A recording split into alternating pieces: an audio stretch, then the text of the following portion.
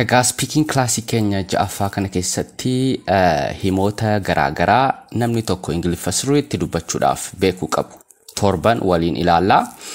Egaa classii keenya itti aanan keessatti himoota garaagaraa namni tokko Ingiliffa beekuu fi sirriitti dubbachuuf gargaaran officially kan beekaman tokko tokkoon fudhachaa gara afaan Oromootti hiikaa pronunciation isaallee akkamitti akka faranjootaatti sirriitti pronounce gochuu akka dandeenyu tokko tokkoon adda baafachaa waliin ilaalaa deemna jechuudha.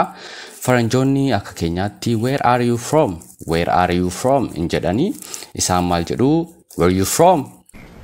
Where are you from? Where are you from? Where are you from? Where are you from? waan jedhaniif speaking keessan yookaan pronunciation keessan karaalee isin itti guddifachuu dandeessan tokko tokkoon himoota kana adda baafannee waan ilaalluuf salphaadheettanillee biraan darbina jechuudha. So amma directly gara classii keenya ja'affaa kanatti dabarraa yoo gaaffii qabaattan please don't forget to put it in the comment section. Comment sectionii jalatti akkas jedhaanaa barreessaa haguma danda'ee fi haguma humni kiyya eeyyame walii deebisaa wal barsiisaa deemna jechuudha.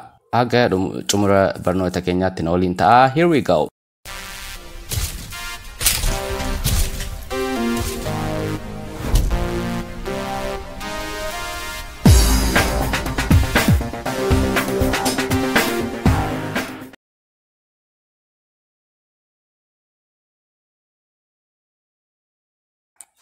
Okay guys, baga nagaan deebitanii.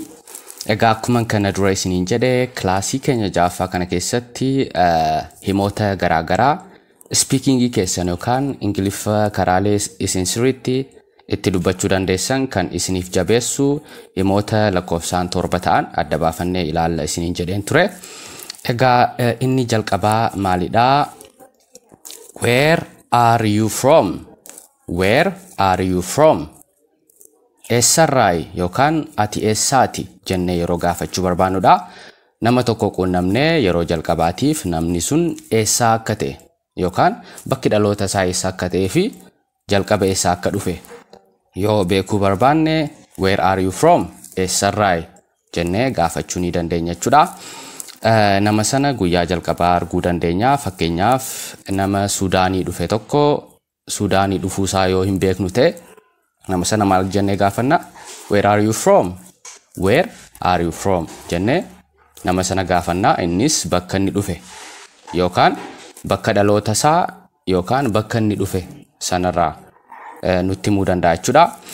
Gara pronunciation isaatti yeroo deebinu egaa faranjoonni akka keenyaatti where are you from jedhanii isaan maal jedhu?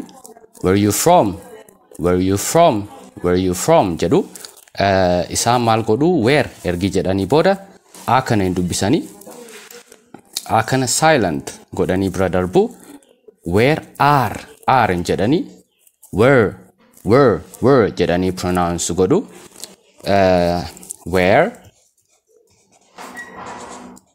Where ergi jedhanii booda directly gara itti darbu kana dhiisanii jechuudha.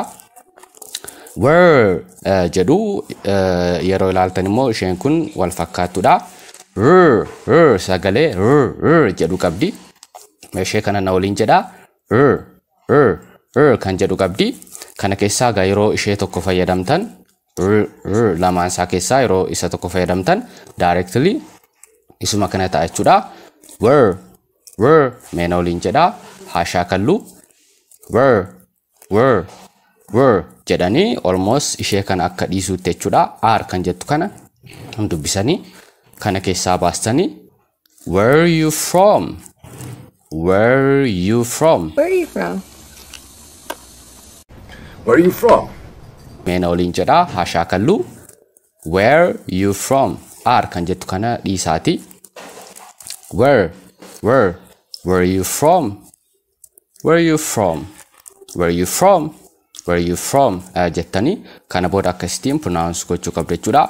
Akkasitti pronunciation isaa baruun maaliif nu gargaara? Nuti illee sirriitti akka hima kana pronounce goonu. Kana biraan immoo yeroo faranjoonni jedhan akka dhageenyuuf baay'ee nu gargaara jechuudha. Fakkeenyaaf isaan daddafanii where are you from? Where are you from? Jedhu nuti garuu sammuu keenya keessatti kan beeknu hima kanaaf where are you from kan jedhudha. So yoo afaan keenya sirriitti hima kana dubbate yeroo faranjoonni illee hima kana dubbatan dhaga'uu waan dandeenyuuf akkasitti qabachuu ni dandeessu jechuudha. Mee al tokko na waliin jedha R kan jedhu kana dhiisaati. RE fi RE'n kun walitti yeroo dhuftu sagalee r jedhu kenniti. Ishuma tokko qofaa fayyadamaati. Yeroo jettan where are you from? R kana dhiisaate jechuudha. Where are you from? Where are you from? Where are you from? Irra deddeebi'aati shaakalaa baay'ee salphaadha. Dhaggeeffadhaa yeroo faranjoonni jedhanis jechuudha. Where are you from?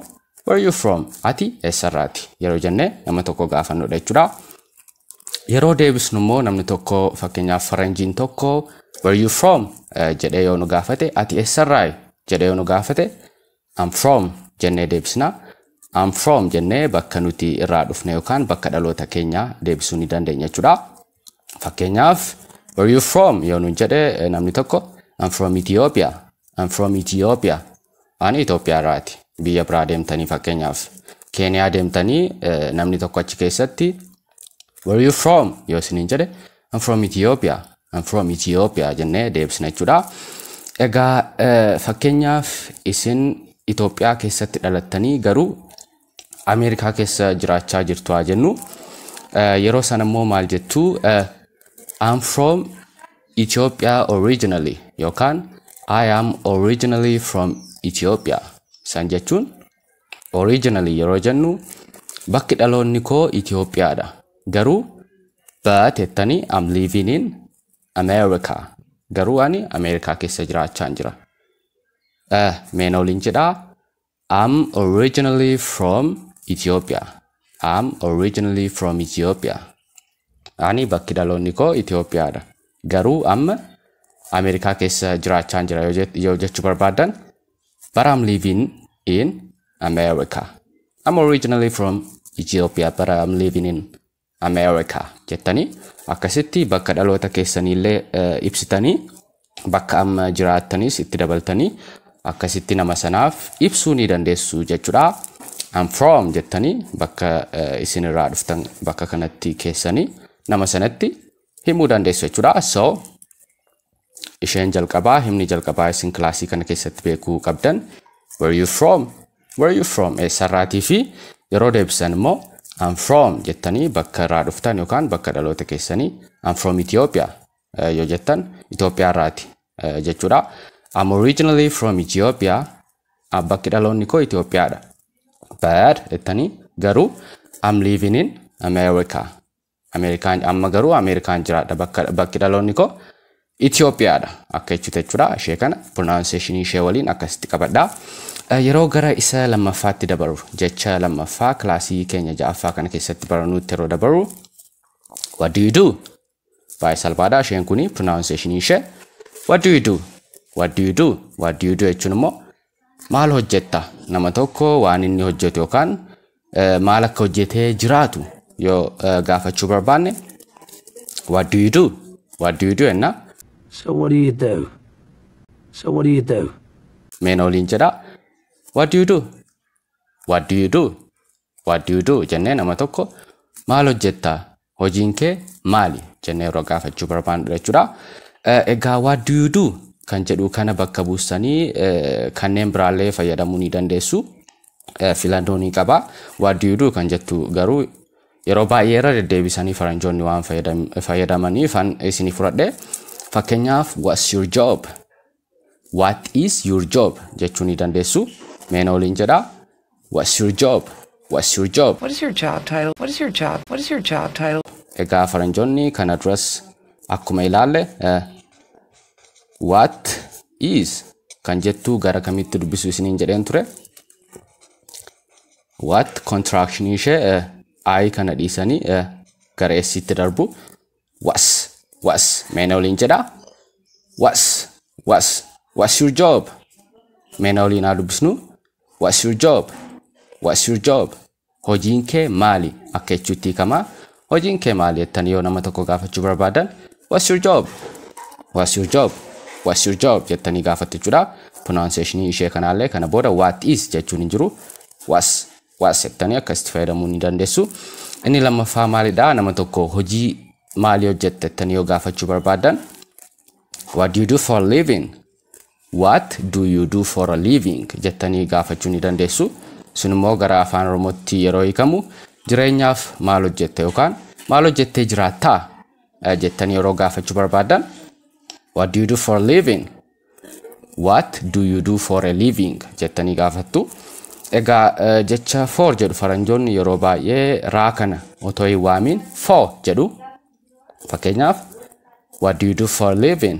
For a living jechoota Ingiliffaa garaagaraa ING-dhaan numanis faranjoonni maal godhu gaa kanan dubbisanii living jedhu malee living hin jedhanii. Kanammoo kana dura isinitti himeen ture yookaan isinii ibseen ture living jenna malee living hin jennu gaa sana waamne jechuudha.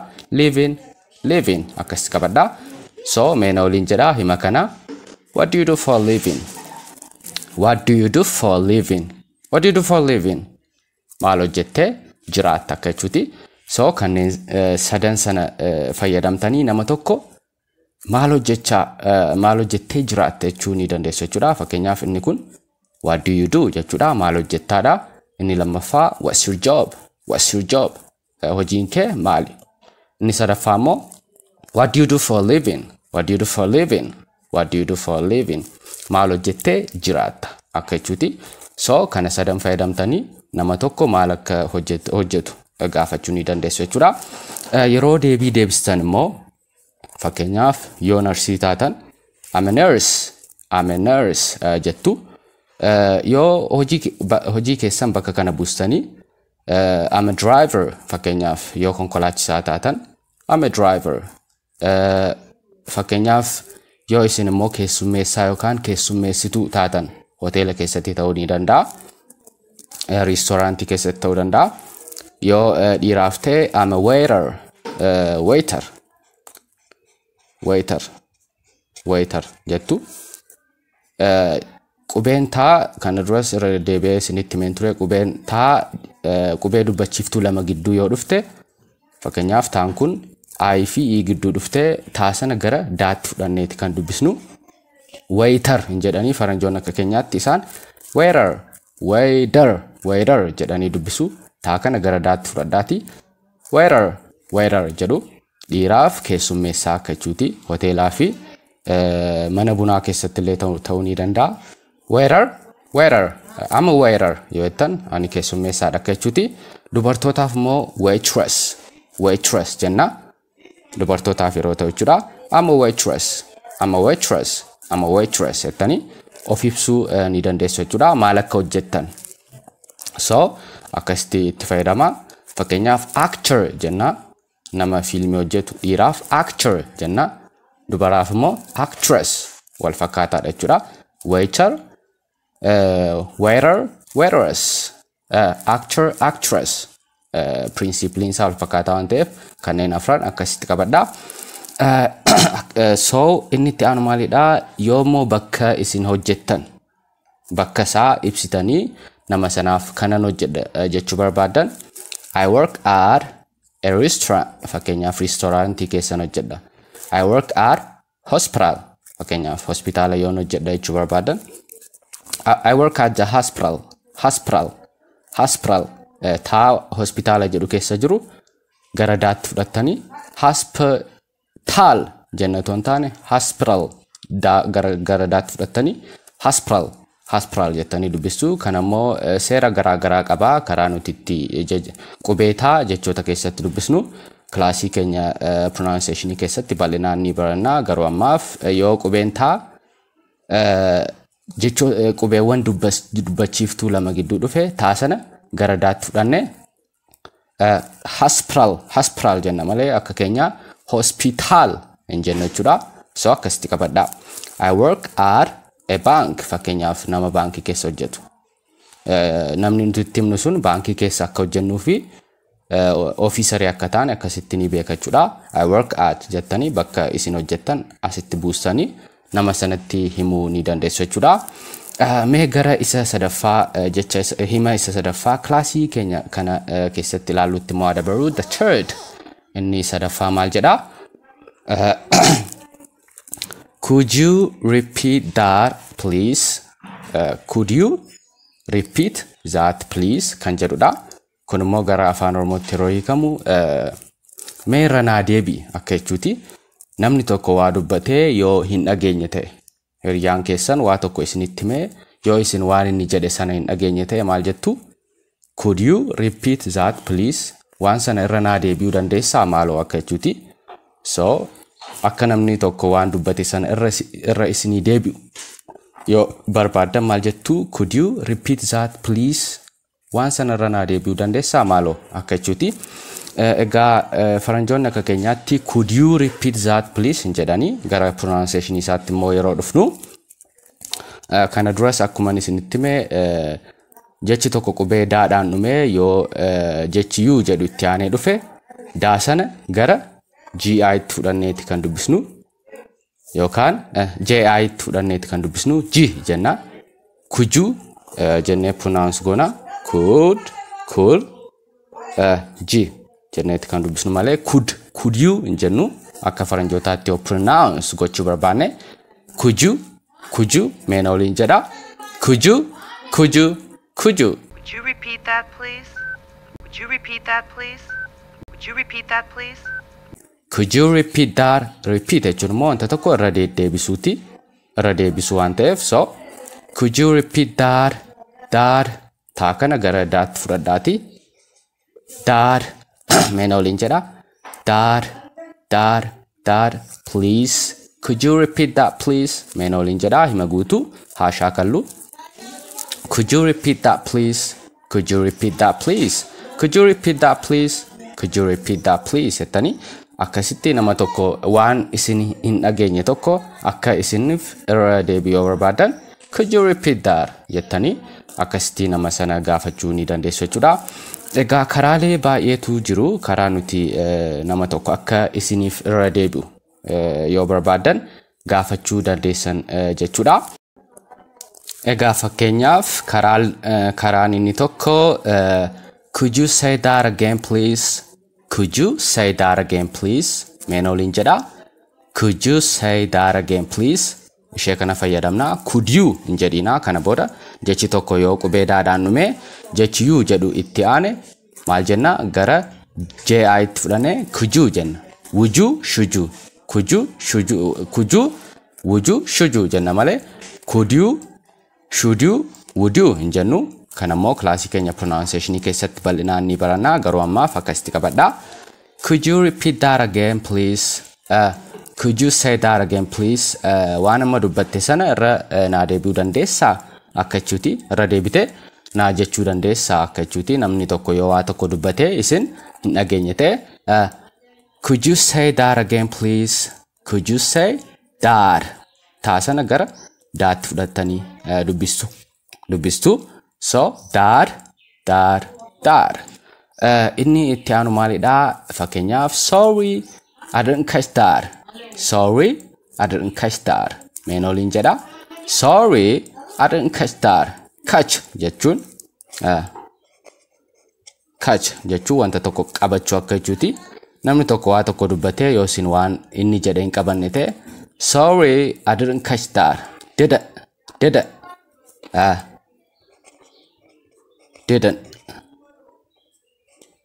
Did not kan jedhu kana didn't ta'a yeroo contract goonee barreessinu yeroo pronounce goonu immoo ta'a kana otoo afaan keenya keessaan baasiin did jenna yoo ta'an qubee n jedhutti aanee dhufe ta'a sana hin dubbisnu did jennee dhaabna. Fakkeenyaaf student kan jedhu student jenna malee student hin jennu. Agreement kan jedhu fakkeenyaaf agreement jenna malee ta'a sana hin waamnu. Agreement hin jennu. Management hin jennu. Management jenna yoo qubeen ta'a tokko inni itti aanee dhufe jechuudha. Government jenna malee fakkeenyaaf government hin jennu. Government hin jennu.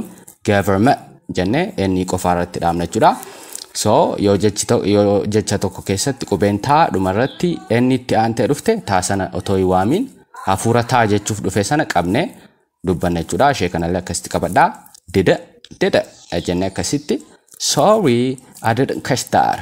Sorry I didn't catch that jennee nama sanaaf waan ati jette sana hin qabanne irra naa deebi'uu dandeessaa akka jechuuti. Ishee kanallee akkasitti qabadhaa. Pardon jechuullee ni dandeessu. Pardon jechuun walumaa galatti akka dhiifama akka jechuuti. Garuu namni tokko waa tokko dubbatee yoo isin hin dhageenye ta'e nama sanaan irra naa deebi'i jechuu barbaadan pardon meen waliin jedha. Pardon jechuu ni dandeessa jechuudha. Inni itti aanu maalidha? Come again meen waliin jedha. Come again deebii kootti akka jechuuti. Yeroo gara afaan Oromootti hiikamu garuu yaadni isaa maalidha? Waan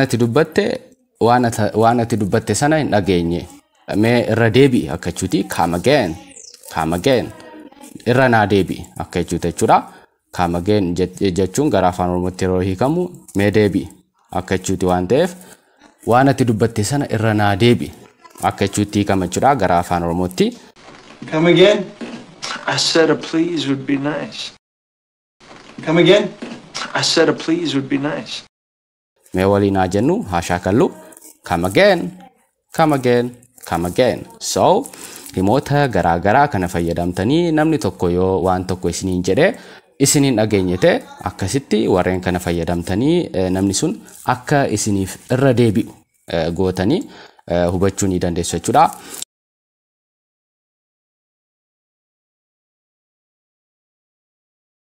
Inni afuraffaas maalidha? What do you mean by that? Meen waliin jedha. What do you mean by that? Maal jechuu keeti akka jechuuti. Yeroo sana jettu maal jechuu keeti? What do you mean by that? What do you mean by that? Meen waliin jedha.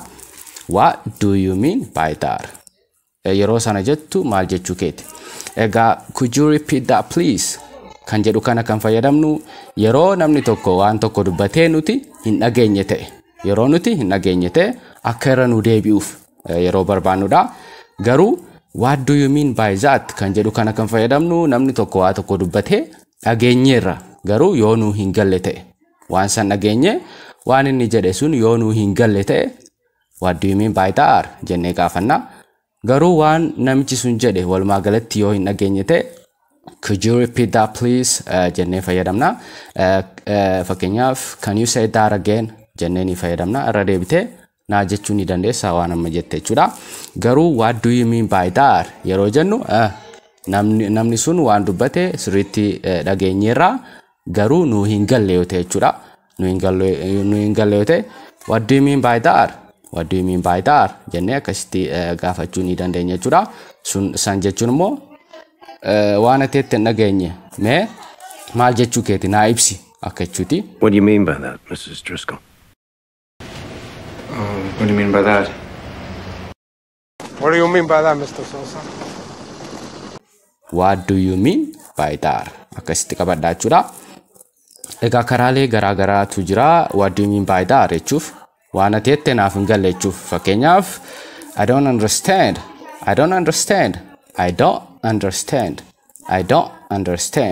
Akkuma kana dura isiniin jedhe don't yookaan do not kan jedhu kun gara kamitti barreeffama? Don't kan jedhutti barreeffama. Kana dura immoo maal isiniin jedheen ture yeroo qubeen taa jecha naatti aanee dhufu jecha naa kanatti aanee dhufu taa sana hin dubbisnu qabneeti sagalee hafuura taa jechuuf dhufe sana qabneeti gara jechatti aanutti dabarra. Don't jenna malee don't taa sana hin waamne jechuudha. Hin jennu. I don't understand. Meen waliin jedha haa shaakallu. I don't understand jettanii naan galle akka jechuuti. Namni sun waa tokko isinitti dubbate akka namni sun ibsa isinii godhu yoo barbaadan what do you mean by that kan jedhu irratti I don't understand jettanii illee fayyadamuu ni dandeessu. Kan biraa fakkeenyaaf can you explain what you mean? Waan jette sana naa ibsuu dandeessaa? Can you explain what you mean? Can you explain what you mean? Meen waliin jedha. Can you explain what you mean? Ettanillee fayyadamuu ni dandeessu. Inni itti aanu maalidha? I just don't get it. I just don't get it. Waan ati jette sana naan galle yookaan ifa adda naan baane mee irra naa deebi yoo jechuu barbaadan I just don't get it. Waan ati jette sana hin arganne akka jechuuti. Get jechuu waa tokko argachuuti. So I just don't get it. I just don't get it. Yoo jettan waan ati jette sun naan galle yookaan waan ati jette sana hin arganne mee irra deebi akka jechuuti. Ishee kanallee akkasitti qabadhaa. Mee waliin jedhaa. I just don't get it. Itii kana akkuma kana dura isiniin jedhe jennee dubbisna. Get it. Mee waliin jedhaa. Get it. I just don't get it. I just don't get it. I just don't get it. Naan galle yookaan adda naa baasi. Waan ati jette sun naan galle yookaan waan ati jette kana hin arganne jettanii namni sun akka isiniif ibsa dabalataa isinii dabalu yoo gochuu barbaadan akkasitti fayyadamtu jechuudha. Namni sunis fakkeenyaaf what do you mean by that yoo isiniin jedhe namni tokko I mean that waan ani jechuu barbaade jettanii waan isin jechuu barbaadan ibsa waliin asitti itti dabaltanii ibsituuf jechuudha. I mean that mee waliin jedha. I mean that kana ani jechuu barbaade akka jechuuti. I mean that taa kana gara daatti fudhadhaati. I mean that mee waliin jedha.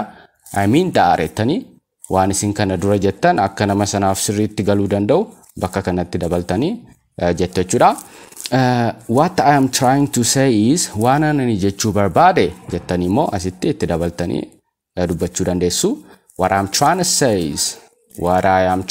say is gaa kanan dubbisiina jechoota inni jidhaan dhumaniif gaa hin dubbisnu.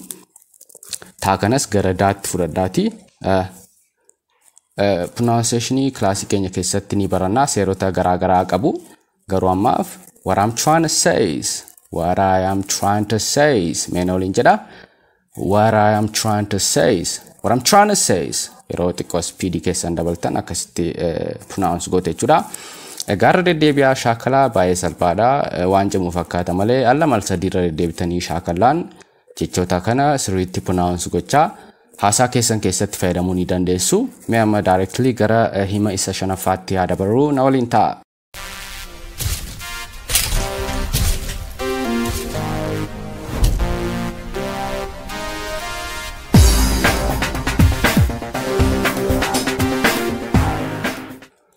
Okay guys, baga nagaan deebitanii. Egaa himni shanaffaarratti nuti ilaallu maal jedha? What are you looking for? Maal barbaadaa jirta? Jennee nama tokko yoo gaafachuu barbaanne what are you looking for? Jennaan fakkeenyaaf hiriyyaan keenya tokko mana keessaa waa barbaadaa jira yoo ta'e maal barbaadaa jirta? Jennee yoo gaafachuu barbaanne what are you looking for? Jennee gaafachuu dandeenya jechuudha. Nama waa barbaadaa jiru tokko gaafachuuf. Yeroo gara pronunciation isaatti dhufnu immoo akkuma kana dura isiniin jedhe gaa kana dubbisnu jechoota ing dhaan dhuman fakkeenyaaf starting, looking, trying, walking jennee dubbisna malee gaa sana hin dubbisnu. Ishee kana akkasitti qabadhaa. What are you looking for? Taa kana gara daatti fudhadhaati. Jechi tokko yoo qubee taadhaan dhumee jechitti aanumoo qubee dubbachiiftuudhaan eegalate aan kun amma dubbachiiftuudha. Taa sana maal goonee dubbisna gara daatti fudhanne what are jennee pronounce goona. What are you looking for? Well, why not? What are you looking for? What are you looking for? What are you looking for? What are you looking for? Mee waliin jedha. What are you looking for? What are you looking for? Jettanii akkasitti pronounce gochuu ni dandeessu. Yeroo baay'ee faranjoonni are kan jettu kana otoo hin dubbisin. What you looking for? What you looking for? Leeni jedhu ishee kan akkasitti beekuu qabdu.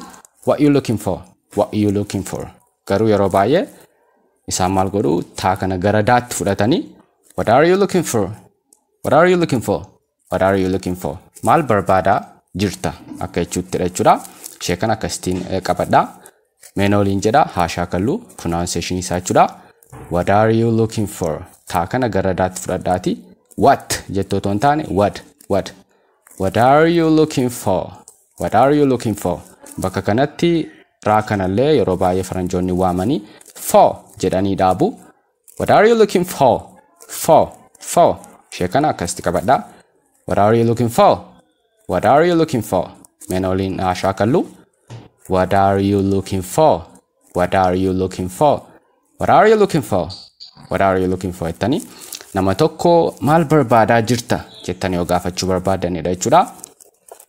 Yeroo deebistan immoo I am looking for jettanii deebistu waan barbaadaa jirtan sana bakka kanatti buusan jechuudha. I am kan jettus gara kamitti contraction ishee maalidha? Am kan jedhudha. Garuu faranjoonni yeroo pronounce godhan am kan jettu kana qofaa dubbisu. I'm looking for yeroo gara pronunciation itti dhufnu gaan kun hin dubbifamtu. I'm looking jenna otoo hin taane I'm looking jennee naa qofaa irratti dhaabna. I'm looking for raa kanallee hin dubbisanii for jettu. I'm looking for meen waliin jedha. I'm looking for fakkeenyaaf qalama keessan barbaadaa jirtu yoo ta'e I'm looking for my pen. I'm looking for my pen. I'm looking for my book. I'm looking for my sister. Waan barbaadaa jirtan bakka kanatti buusanii namni tokko what are you looking for yoo isiniin jedhe I'm looking for jettanii waan barbaadan kana bakka kanatti buusanii dubbachuu ni dandeessu. Deebi'aa shaakalaa taa kana gara daatti fudhadhaatii what are you looking for? What are you looking for? R kan jedhu kanas yoo dhiisuu barbaadan what you looking for? What you looking for jechuullee ni dandeessu jechuudha. Ishee kana akkasitiin qabadha. Himni inni ja'affaa kilaasii keenya ja'affaa kana keessatti ilaallu maalidha? What are you doing kan jedhudha. Isheen kun baay'ee salphaadha. Innis gara maaliitti hiikama? Maal hojjechaa jirta? Namni tokko maal akka hojjechaa jiru yeroo gaafachuu barbaannu maal jenna? What are you doing jenna. Egaa akkuma as keessatti isiniin jedhe yoo himni tokko qubee yoo jechi tokko qubee taadhaan dhumee fi jechitti aanu immoo qubee dubbachiiftuudhaan eegale taasana gara daatti fudhannee wadaa jenna malee what taasana hin waamne jechuudha. What are you doing? What are you doing? Meen waliin jedha. Ishee kanas hin waamnu jechoota ING-dhaan dhuman gaa otoo hin waamin dubbisna jechuudha. Akka faranjootaatti yoo sirriitti pronounce gochuu barbaanne what are you doing? What are you doing? What are you doing? What are you doing? What are you doing? Meen waliin jedha shaakallu. What are you doing? What are you doing? Yeroo baay'ee are kan jettu kana faranjoonni hin dubbisanii yoo barbaadan maal jedhu what you doing? What you doing? What you doing? Ni jedhu. Pronunciation isaallee karaa lamaan isaa qabachuun barbaachisaadha. Meen waliin jedha what are you doing? Maal hojjechaa jirta? Maal hojjechaa jirtenne nama tokko yeroo gaafachuu barbaannudha jechuudha. What are you doing? What are you doing? Akkasitti qabadha. Yeroo deebisnu ammoo yeroo namni tokko fakkeenyaaf maal hojjechaa jirta? What are you doing nuun jedhe I'm doing jettanii bakka kanatti waan hojjechaa jirtan sana bakka buusanii deebisuu dandeessu. Fakkeenyaaf I'm doing nothing jechuun ni dandeessu. Homaa tokko hojjechaa hin jiru yoo jechuu barbaadanidha jechuudha. Yoo hojii manaa keessan hojjechaa jirtu ta'e immoo barattoota taatanii I'm doing my homework. I'm doing my homework. Bakka kanatti homework kan jettu bakka buusanii hojii manaa koon hojjechaa jira. Fakkeenyaaf masters degree yoo hojjechaa jirtu ta'e namni tokko maal hojjechaa jirta yoo isiniin jedhe barumsa hojii wal qabate I'm doing my master's degree. I'm doing my master's degree. I am kan jettu kan akkamitti pronounce goonenne am jennee pronounce goona. I am jechuun kana booda hin jiru jechuudha. I'm doing my master's degree. My master's degree. Jettanii akkasitti pronounce gochuu dandeessa jechuudha. I'm cleaning the house. Fakkeenyaaf mana haxaa jirtu yoo ta'e mana qulqulleessaa jirtu yoo ta'e I'm cleaning the house. I'm cleaning the house. I'm cleaning the house jettanii akkasitti pronounce gochuu qabdu. I'm cleaning the house. Mana qulqulleessaan jira.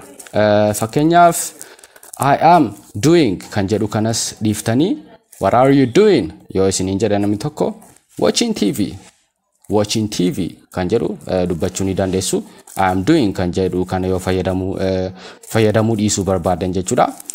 What are you doing yoo namni tokko isiniin jedhe what are you doing yoo isiniin jedhe watching TV televiziyoona laalaan jira akka jechuuti. Just sit in jechuullee ni dandeessu. Sit in. Sitting jedhanii faranjoonni taa'uudha isheen kun. Just sit in yoo jettan. What are you doing? Namni tokko isin jedha isin just sit in yoo jettan.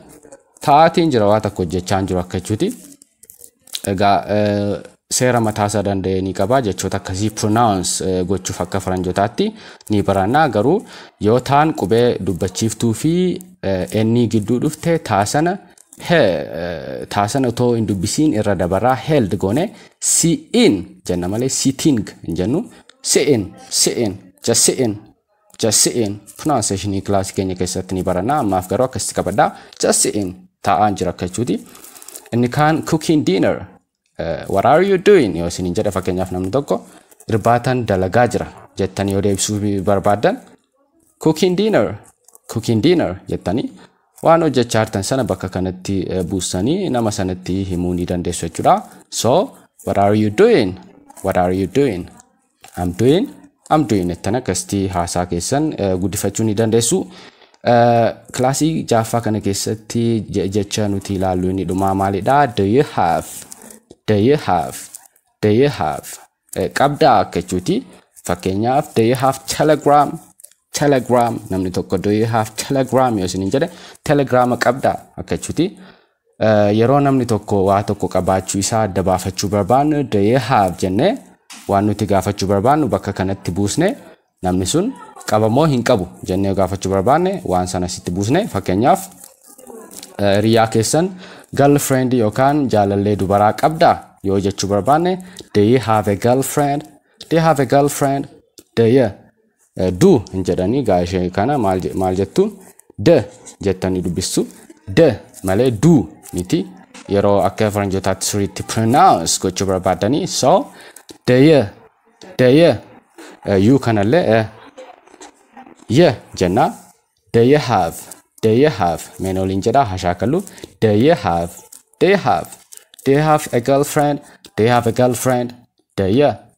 You have a girlfriend. You have a girlfriend.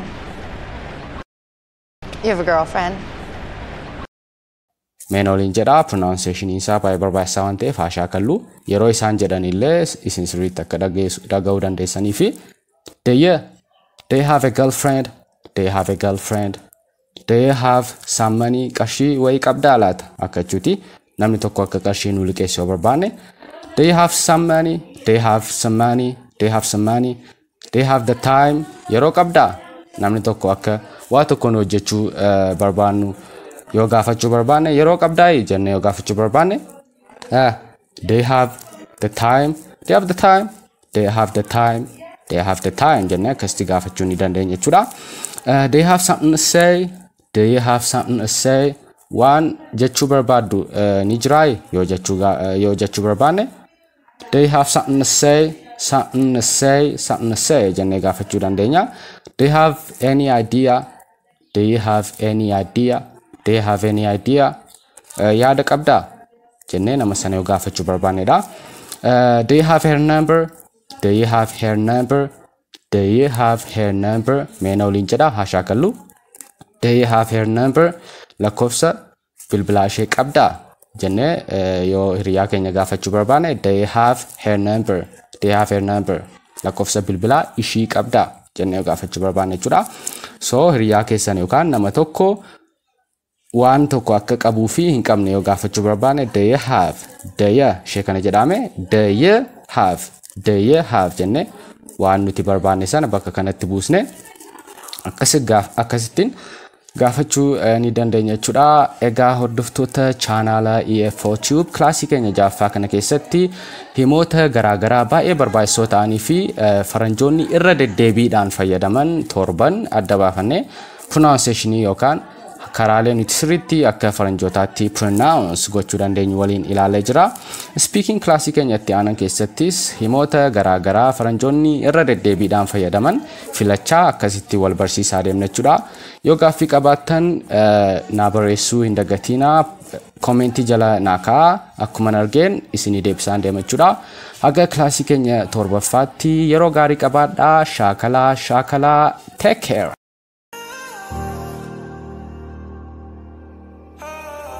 battered, open and shattered. Since you've been gone, I feel like nothing matters. Pull out my camera, I'm looking at you. I should've known I was lucky to have you. Too inconsistent, too much is missing. You told me that you were sick of the distance. You started bitching, I wouldn't listen. Now that you're gone, I just keep reminiscing. I'm rolling with models, I swear to the baddest. We start with hello, then end up on my mattress. But they only want me because of my status. My money and fame is the thing that attracts them. I know it, don't think I don't notice. But my only motive is my heart is broken. I don't think I'm coping with all these emotions. Just look how I wrote this.